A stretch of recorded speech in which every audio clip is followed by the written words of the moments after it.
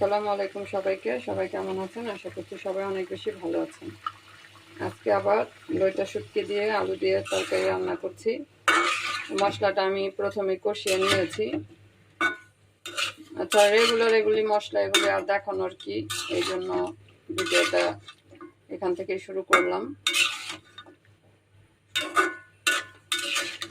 লইটা আমি শুটকি দিয়ে আলু দিয়ে রান্না করেছিলাম কিছুদিন আগে, সেটা পুরো রেসিপিটা আমি দিয়েছিলাম, শেয়ার করেছিলাম আপনাদের সাথে।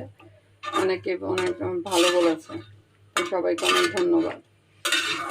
একটা কথা হলো যে লইটা শুটকি দিয়ে আলু দিয়ে রান্না করে যে খেয়েছি, খুবই ভালো লেগেছে তরকারিটা, সেই জন্য আজকে আবারও রান্না করছি।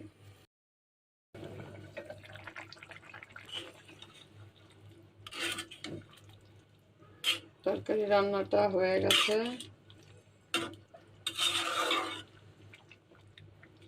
ঝাল লবণ সবকিছু ঠিক ঠিক হয়েছে।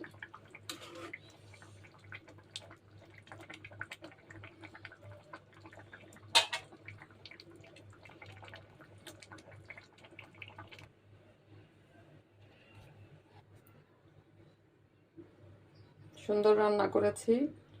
আপনারাও বলেন আপনাদের কাছে কেমন লেগেছে। ছোট্ট করে ভিডিওটা আপনাদের সাথে শেয়ার করলাম।